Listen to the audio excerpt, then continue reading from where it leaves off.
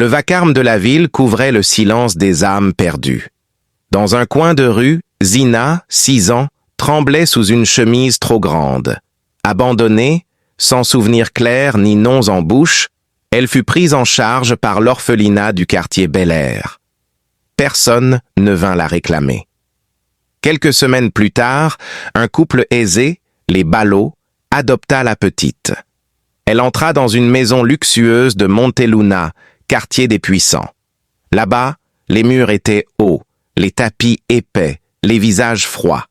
Zina grandit dans l'abondance mais sans affection. Madame Ballot lui achetait des robes mais ne lui tenait pas la main. Monsieur Ballot, toujours en déplacement, se souvenait parfois de son anniversaire grâce à sa secrétaire. À l'école, Zina était la fille adoptive des Ballot. Belle, brillante, mais distante. Son silence devenait une armure.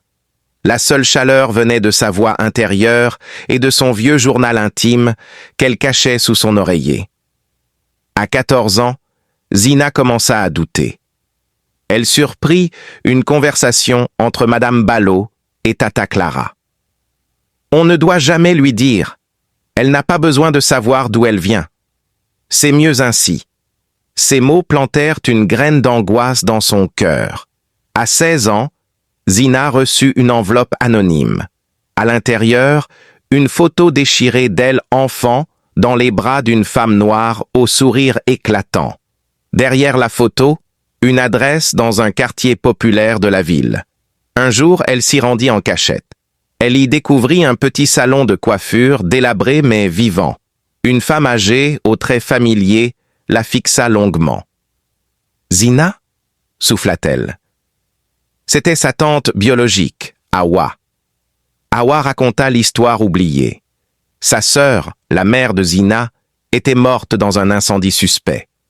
L'enfant avait disparu le lendemain. Les autorités n'avaient rien expliqué. On avait parlé d'un placement, mais aucune nouvelle n'était revenue. Awa l'avait cherché pendant 8 ans. Zina rentra bouleversée. Pour la première fois, elle savait d'où elle venait. Elle confronta les Ballot. Madame Ballot resta impassible. « Tu ne comprends pas ce qu'on a fait pour toi. On t'a sorti de la misère. En me volant ma famille, ma dignité, ma vérité. » Ce soir-là, Zina fouilla les tiroirs du bureau de son père adoptif. Elle y trouva un vieux dossier. Procédure d'adoption privée, enfant non identifié, intermédiaire, docteur N. Gassi. Elle se rendit chez le docteur Gassi, un médecin radié, aujourd'hui alcoolique. Sous la pression, il avoua « Zina n'avait jamais été placée officiellement.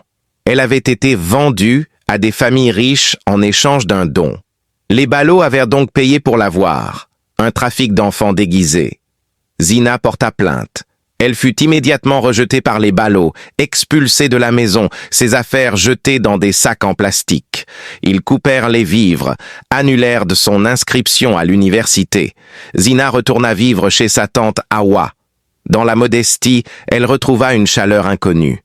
Elle reprit ses études grâce à une bourse offerte par une ONG locale. Pendant 3 ans, elle se battit, étudia le droit, raconta son histoire dans des interviews, déclenchant un débat national sur les adoptions illégales et les abus des élites. Un soir, alors qu'elle donnait une conférence sur l'identité volée, un vieil homme l'attendit à la sortie. « Tu es plus fort que nous tous, » dit-il. « Pardonne-les si tu peux, mais n'oublie jamais. C'était Monsieur Ballot. Il avait l'air affaibli, diminué, mais sans excuse. » Zina le regarda dans les yeux. « Je ne vous hais pas, mais je ne vous pardonne pas non plus. J'ai construit ma vie sans vous, et elle vaut mieux que vos mensonges. » À 25 ans, Zina devint avocate. Elle fonda une association pour les enfants disparus et les victimes de la traite. Elle écrivit un livre, Fille de personne, qui devint un best-seller. Sa tante Awa mourut peu après, fière.